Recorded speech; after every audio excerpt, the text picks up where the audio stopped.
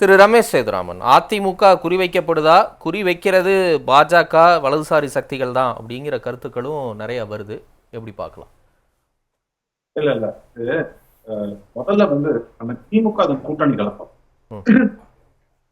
அவர்கள் திமுக கடந்த முறை வெற்றி பெறணும் அப்படின்னு முடிவு பண்ணாங்கன்னா அவர்களுடைய கூட்டணியில ஒரு கட்சியை கூட விட்டுறக்கூடாது, அது 1% இருந்தா கூட பரவாயில்லன்னு சொல்லிட்டு அத்தனை பேரையும் அரவணைத்து வைத்துக் கொண்டு, ஒரு உதாரணத்துக்கு சொல்லணும்னா தமிழக வாழ்வுரிமை கட்சி போன்ற கட்சிகள் எல்லாம் கூட நம்ம பார்த்தோம் வச்சு கொண்டு அவங்க இந்த தேர்தலை சந்திச்சாங்க அப்படிங்கிறது கடந்த முறை. ஆனா அதிமுக அதன் கூட்டணி அதுல கடைசி வரைக்கும் அந்த புறங்கள் இருந்து கொண்டே இருந்ததுங்கிறது பார்க்கும். இதுல பல விஷயங்கள் நமக்கு நடந்தது. ஒவ்வொருத்தருக்கும் கூட்டணியில் இருக்கக்கூடிய கட்சிகள் ஒருத்தர் எப்படி சார்ந்து போயிருக்கணும், ஆனா அதுல முரண்கள் இருந்ததுங்கிறதெல்லாம் நம்ம பார்க்கணும். அது தலைமைகளுக்கான முரண்கள் அப்படிங்கறதெல்லாம் மாற்றுக்கிறது கிடையாது. ஆனா நிலவரம் என்ன அப்படின்னாக்கா, மிகச் சரியான ஒரு சில விஷயங்களை இப்ப பிரியன் சார் கூட சொன்னாரு. இப்ப என்னன்னா, உங்களோட ஓட் பேங்க்ல முதியவர்கள்ங்கிறதெல்லாம் விட்டுடுங்க, நீங்க இளைஞர்கள், நான் எப்படின்னு சொல்றேன்னா 18 வயசுல இருந்தா ஓட்டுனா கூட நான் 16ல இருந்து எடுத்துட்டேன். 16 வயசுல இருந்து பொதுவாக இளைஞர்களுக்கு ஒரு அரசியல் விழிப்புணர்வுங்கிறது ஓரளவுக்கு வரும். சரி, அப்போ அங்க இருந்தே ஒரு ட்ரெண்ட் செட் ஆகும். அதே சமயத்துலதான் அவர்களுக்கு சினிமா போன்ற விஷயங்கள ஒரு ஈர்ப்பு இருக்கிறதையும் நம்ம பார்க்கலாம். இதுல 3-4 விஷயங்கள் நீங்க பார்க்கலாம். இத vote bank, youth vote bank up to 24-25 years வரைக்கும் நீங்க எப்படி கணக்கு எடுத்தோம்னா, ஃபர்ஸ்ட் இந்த திராவிடியன் ஷாக்னு பேசுறாங்க இல்லையா, அது ஒரு ஓட் பேங்க். தமிழ் தேசியம் பேசுறாங்க இல்லையா, அது பொதுவா நகர்ப்புற விட இளைஞர்களை விட கிராமப்புற இளைஞர்கள் அதிக அளவுல இருப்பாங்க, அது ஒரு ஓட் பேங்க். மூணாவது சமுதாயம் சார்ந்த அப்படின்னா குறிப்பா பிசிக அவங்க சார்ந்த ஒரு ஓட் பேங்க்.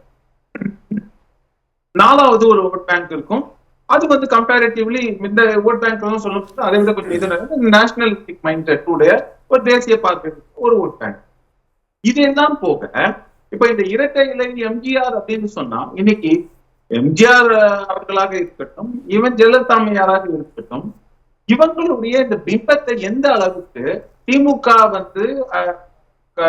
கருணாநிதி அவர்களாக இருக்கட்டும், இல்லைன்னா மற்ற தலைவர்களாக இருக்கட்டும், அவங்களை கொண்டு போய் சேர்க்கிற அளவுக்கு சேர்த்திருக்காங்களாங்கிறது ஒரு மிகப்பெரிய கேள்வி. சரி, அடுத்த விஷயம் ரெண்டாவது, இப்போ விஜய் அப்படின்னு ஒருத்தர் வராதுக்கும் போது அவர் சினிமா அந்த பிம்பம் அந்த இதெல்லாம் வச்சு வரும்போது அவர் he cuts across the vote bank எல்லாத்துலயும். இப்ப நம்ம சொன்னோம் இல்லையா, துண்டு துண்டாக இருக்கக்கூடியது அத்தனை இளைஞர்களையும் ஈர்த்து ஒரு பக்கம் கொண்டு வரும்போது ஒரு 23-24 வயசு வரைக்கும் இளைஞர்களை தன் பக்கம் எல்லாருமே இந்த ஓட் பேங்க்ல லூட் வாய்ப்புகள் இருக்கு. இதுல என்ன பிரச்சனைனா, இந்த இளைஞர்கள் ஓட் பேங்க் இன்னைக்கு அதிமுகவுக்கு வீக்கா இல்ல. ஓகே, இல்ல அதிமுகவுடைய நிலையை நான் கேட்கல. இப்ப பாஜக அதிமுகவை குறிவைக்குதா? அதிமுக பாஜகவோட கூட்டணி தான் சேர்ந்தாகணும், வேற வழியே இல்ல அப்படிங்கிற ஒரு நெருக்கடியை விதவிதமா உருவாக்குறாங்களா அப்படிங்கறதான் கொஸ்டின்.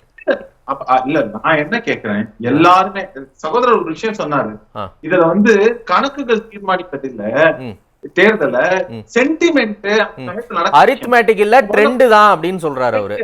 சொன்னேன் ட்ரெண்ட்ங்கிறது பேஸ்ட் ஆன் சென்டிமெண்ட். ஆனா நான் என்ன கேக்குறேன், நீங்க ட்ரெண்ட எப்படி அரித்மேட்டிக்கா கன்வெர்ட் பண்றீங்கிறது தான் இந்த ஓட் பாலிடிக்ஸ்ல சக்சஸ். அது பாஜக இல்லாமே எங்களால பண்ண முடியும்னு சொல்றாங்கல்ல, அந்த கான்ஃபிடென்ட் எப்படி பாக்குறீங்க? பண்ணிருக்கலாம். திரும்பவும் நான் சொல்றது, இதுல பாஜக இருக்கணுமா இல்லையாங்கிறதுலாம் அடுத்த விஷயம். ஆனா அதிமுக இருக்கக்கூடிய நிலைமை என்னங்கிறத நான் டைமட்லி பேசுறேன். இதுல இவங்க நிச்சயமா விஜய் தங்கள் பக்கம் கொண்டு வர. ஏன் சொல்றேன்னா, அதிமுக எடுப்பதும் திமுக எதிர்ப்பு நிலைப்பாடு, விஜய் எடுப்பது திமுக எதிர்ப்பு, திமுக எடுப்பது திமுக எதிர்ப்பு நிலைப்பாடு, பாஜக எடுப்பதும் திமுக எதிர்ப்பு நிலைப்பாடு. இந்த மாதிரியாக இருக்கும் ஒற்றை நோக்கத்தை வச்சு நீங்க வரும்போது, நாளைக்கு இப்போ அட்லீஸ்ட் டிஎம்கே இதுல ரொம்ப தெளிவா இருப்பாங்க, எல்லாரும் நீங்க வாங்க நம்ம கூட்டணியா இது பண்ணலாம். ஆனா உங்களுக்கு எம்எல்ஏ கொடுக்கறது போக எம்பி இதுவா என்ன ஏதுங்கெல்லாம் பேசிக்கலாம். ஆனா நீங்க ஆட்சியில பங்கு கேட்காதீங்க அப்படிங்கிறது அவங்களோட டெர்மினாலஜி. ஆனா மத்தியில இதே ரிவர்ஸ்ல காங்கிரஸ் கூட்டணி இதுல வெற்றி பெறும் காங்கிரஸ் திமுக என்ன பண்ணுவாங்கன்னா, தங்களுக்கு உரித்தான ஒரு போர்ட்போலியோவை எதையானும் மத்திய ஆட்சியில வாங்கிப்பாங்க. இதே மாதிரியான ஒரு நிலைப்பாட்டை இன்னைக்கு ஜெயலலிதாமையார் காலத்தில் எடுக்கப்பட்ட நிலைப்பாடு போன்று இன்று எடப்பாடி அவர்களால் எடுக்க முடியுமாங்கிறது ஒரு மிகப்பெரிய கேள்வி. சரி, ரெண்டாவது முக்கியமான விஷயம், இது எல்லாம் போக நீங்க எல்லாரும் உள்ளுக்குள்ள கொண்டு வரீங்கன்னா அந்த கட்டுக்கோப்பை நீங்க வந்து பண்றதுக்கு ஒரு கரெக்டான விஷயம் டாக்டர் ஸ்ரீதர் அவர்கள் சொன்னாரு. எடப்பாடி அவர்கள் not a very charismatic leader, இது உண்மை.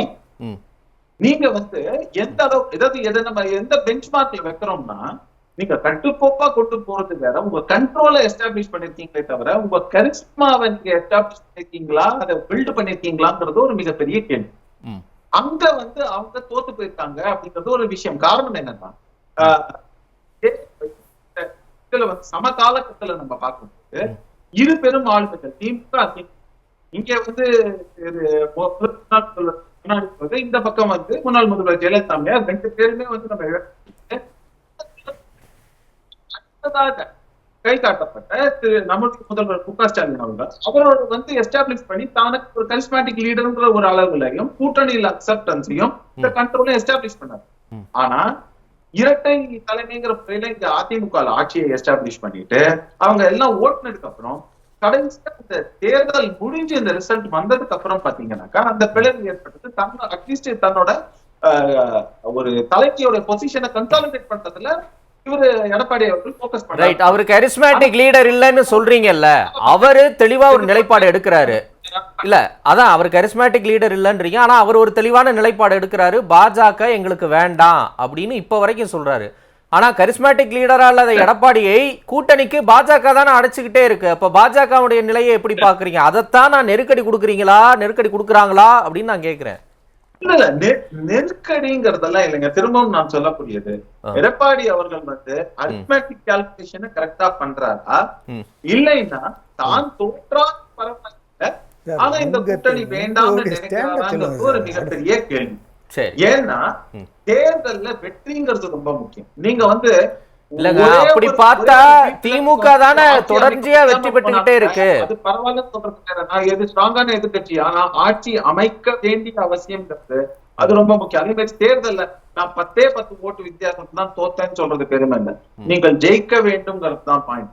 அப்போ அந்த அரித்மெட்டிக்ஸ் அவர் கரெக்டா பண்றாரா அப்படிங்கறதுதான் கேள்வி. இதுல ஒரு கடைசியான ஒரே ஒரு விஷயம் சுருக்கமா, இதே அவர்கள் வந்து பல விஷயங்கள் பல சமயங்கள்ல பல நேரங்கள்ல பேசுறாருன்றது பார்த்திருக்கோம். முதல்ல வந்து என்ன சொன்னாரு, அப்படியே அதிமுக கரைந்து போகும்னாரு. அந்த மாதிரி எல்லாம் நடக்கவே இல்லை. I have also told in the past இதெல்லாம் அந்த மாதிரி எல்லாம் நடக்கிறதுக்கான வாய்ப்பு எல்லாம் கிடையாது அப்படிங்கிறது. ஆனா ஒரு விஷயம் நீங்க புரிந்து கொள்ள வேண்டியது, காமன் ஓட் பேங்க்ங்கிறது ரொம்ப தெளிவா யாரு என்னங்கிறத நீங்க புரிஞ்சுக்கணும். அதுல வந்து இன்று ஆட்சியில் இருப்பவர்கள் புரிந்து கொண்டிருக்கிறார்கள். ஆனா அதிமுகவுக்கும் பாஜகவோட ஓட் பேங்க்ல பாத்தீங்கன்னா கிட்டத்தட்ட ஓவர்லாப்ங்கிறது மினிமம் 40% இருக்குங்கிறத நீங்க ரியலைஸ் பண்ணணும். இதே மாதிரி தான் பல கூட்டணி வந்து இப்போ சீமான் கொண்டு வர்றாருன்னா தமிழ் தேசிய பேச்சு ரொம்ப பொதுவா வந்து அதிமுக இருப்பாங்க, அது ஒரு பிளஸ் ஆகிறதுக்கான வாய்ப்பு இருக்கு. அதே மாதிரி நீங்க அந்த 60% எக்ஸ்ட்ராவா தனியா இருக்கக்கூடிய பாஜகவோட ஃபேவரபிளா இருக்கக்கூடியவங்க அவங்க எப்படி வந்து ஓட்டு போடுறாங்க. காரணம் என்ன, ஜெயலலிதாமையார் காலகட்டத்துல அவங்களோட சாஃப்ட் இந்துத்துவ லீடரா பார்த்ததுனால பாஜகவை சேர்ந்தவர்கள் கூட பாஜகவுக்கு ஓட்டு போடாம இரட்டை இலைக்கு ஓட்டு போட்டாங்கிறது கடந்த காலத்துடைய கணக்குங்கிறதையும் நாம் ஞாபகம் வச்சுக்கணும். ஓகே, இதெல்லாம் பொறுத்து பார்க்கலாம். திரு ரமேஷ் சேதுராமன், உங்களுடைய நிறைவு கருத்து. இல்ல இதுல ரெண்டு விஷயம்.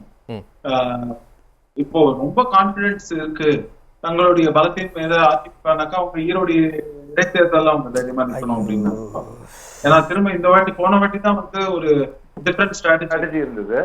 அவங்க என்ன சொன்னாங்க, எல்லாமே இருக்கு நாங்க பண்ண முடியும்னு சொன்னாங்க. அது எந்த மாதிரியான ரிசல்ட், ஏன்னா கொங்கு மண்டலம் அது வந்து எடப்பாடி அவர்களுடைய ஸ்ட்ராங் பெல்ட்னு சொல்றோம். அங்கேயே வந்து எந்த ரிசல்ட் வந்தது என்ன சொல்லியிருந்தா கூட இரண்டாவது முறையும் திமுகவின் கூட்டணி ஜெயிச்சதுக்கு அப்புறமும் மக்கள் வந்து உடனே திரும்ப இடைத்தேர்தல் வருதுன்னா மக்களின் மனநிலை எப்படி இருக்கும் அப்படின்னாக்கா இவங்களுக்கு சாதகமாக இருப்பதற்கான வாய்ப்பு அதிகமா இருக்கும் போது அதுல அவங்க நின்று இருக்கணும்னு பாக்கணும். சரி, அதை விட்டுருவோம். முக்கியமா அப்படி பார்த்தா பாஜகவும் கொங்கு மண்டலத்துல வலுவா இருக்கக்கூடிய கட்சி தானே, அவங்களும் நின்றுக்கலாமே, ஏன் நிக்கல? இல்ல நிக்கலாம். அதாவது நீங்க சொல்றது திமுகவிற்கு மாற்று, அவங்க கிட்ட அதிகப்படியாக அடுத்த ஓட் பேங்க் பாஜகவும் திமுகவுக்கு மாற்றுன்னு தான் சொல்றாங்க. பாஜகவும் திமுகவுக்கு மாற்று நாங்க தானே சொல்றாங்க, நாங்க தான் புதிய அரசியல் பாதைன்றாங்க, அவங்களும் நிக்கலையே. நமக்கு ஓட்டு இல்ல, ஓட்டேங்கிறது என்னங்கிறது நம்ம எல்லாருக்கும் கணக்கு தெரியும். நான் பிராக்டிக்கலா பேசுறேன். நம்ம வந்து விவாதத்துக்காக பேசணும், விருந்தாளத்துக்கு பேசணும்னு நம்ம 1000 சொல்லலாம். ஆனா நான் சொல்றது பிராக்டிக்கலா. அடுத்த முக்கியமான ஒரு விஷயம் கடைசியா சொல்ல வேண்டியது, அரசனை நம்பி புருஷனை கைவிட்ட கதைங்கிற மாதிரி என்ன பண்ணாங்கன்னா, பாஜகவினால் மட்டும்தான், கூட்டணி வைத்ததால் மட்டும்தான் எங்களுக்கு சிறுபான்மை வாக்கு வரவில்லை, சிறுபான்மை வாக்கு வங்கிங்கிறது எங்களுக்கு சரிந்ததுங்கிற ஒரு மன பிம்பத்தோட இவங்க எல்லா கட்சியையும் சிறுபான்மை கட்சிகளை கூப்பிட்டு சேர்த்தாங்க. கடைசியில எஸ்டிபிஐ கூட போனாங்க, அவங்க தேர்தலையும் சந்திச்சாங்க. ஆனா என் ரிசல்ட் என்ன ஆனதுன்னு எல்லாருக்கும் தெரியும். சிறுபான்மை ஓட்டுகள் அப்படிங்கிறது வந்து அதிமுக தரப்பை நோக்கி வரவில்லைங்கிறது நிதர்சனமான உண்மையா இருந்தது. இதுல வந்து இவங்களுக்கு இந்த பக்கமாக அட்லீஸ்ட் கொஞ்சமான வாக்குகள் வர வேண்டிய வாக்குகளும் வராமல் இதனால போனதுங்கிறதும் ஒரு நிதர்சனமான உண்மைங்கிறதும். சுத்தி சுத்தி பாஜக கூட கூட்டணி வைக்கணுங்கிற மாதிரியே சொல்றீங்களே. இல்லைங்க, நான் திரும்பவும் சொல்லக்கூடியது, அது பாஜக கூட வைக்கிறாங்களா வைக்கலையாங்கிறது எல்லாமே அடுத்த கட்ட கேள்விங்க. நான் என்ன சொல்றேன், திரும்பவும் இப்ப அதிமுக வெற்றி பெறணும்னா அவங்க வந்து சுய பரிசோதனையும் பரிசீலனை. இப்ப நான் சொல்ற ஃபேக்ட்ஸ் எல்லாம் தப்புன்னு நீங்க சொல்லுங்க, அப்ப நான் ஒத்துக்கிறேன். இல்ல நீங்க சொன்னதுல எல்லாமே தவறாக இருக்கிறது அப்படின்னாக்க அது அங்கேதான் நான் சொல்றது வந்து தேர்தலை நோக்கி போறது முக்கியம் இல்ல, தேர்தல்ல நீங்க வெற்றி பெறணும் அப்படிங்கறது, ஆட்சி அமைக்கணுங்கிற அளவுக்கு நீங்க போகணும் அப்படின்னாக்க அப்ப அதை நோக்கி உங்களது காய் நகர்த்தல்கள் இருக்கணுங்கிறது தான். இதுல இவங்க சொல்றேனே, முன்னுக்கு போன வாட்டி அதிமுகவே இருக்கலன்னு இருக்கக்கூடாது, அதிமுக இல்லாம தனித்து இருக்கணும், பாஜக தனித்து நின்றுக்கணும்னா எனக்கு தெரிஞ்சு 15 வருடங்கள்ல தொடர்ந்து அதை முயற்சியாக செய்திருக்க வேண்டும். அது தவறான காலங்கள் வரைக்கும் கூட்டணி வச்சாங்க. ஆனா அதுக்கப்புறம் கூட்டணி பிரிஞ்ச காலம் எப்ப இருந்ததுனாக்க, கூட்டணி எங்கே அமைந்திருக்கணுமோ அந்த சமயத்துல அவங்க செய்ய தவறியதுனால்தான் இந்த மாதிரியான பிரச்சனைகள் தொடர்ந்து நடந்து கொண்டிருக்கிறதுன்னு பாக்குறதா ஸ்ட்ராட்டஜி எக்ஸாக்டா ஆப்போசிட்டான ஸ்ட்ராட்டஜியா வைத்துக் கொண்டே போகிறார்கள் அப்படிங்கிறது தான் விஷயமா இருக்கு. இதுல வந்து கடந்த காலங்கள் அதே மாதிரி அதிமுக இல்லாமல் போகும்னு சொன்னவங்க எல்லாம் இன்னைக்கு வந்து அதிமுக கூட்டணி வைக்கணும் அப்படின்னு சொல்றதெல்லாம் அந்த கருத்தெல்லாம் வேற மாதிரியான ஒரு கருத்து. பட் என்னுடைய கருத்துக்கள் ஆரம்பத்துல இருந்து எப்படி இருக்குங்கிறது உங்க எல்லாருக்குமே தெரியும். இதையும் வந்து நான் திரும்பவும் சொல்லக்கூடியது, அவங்க சுய பரிசோதனை செய்து இதுல வந்து இப்போ வந்து தாவேக்கான்னு சொன்னோம்னாக்க அவங்களுக்கு இந்த இளைஞர்களுடைய வாக்கை இந்த பக்கம் எப்படி இழுப்பது, இந்த மாதிரியான ஒரு கணக்கை வச்சுதான் இதை பண்ணணுங்கிறது தான் என்னுடைய பாயிண்ட். நன்றி.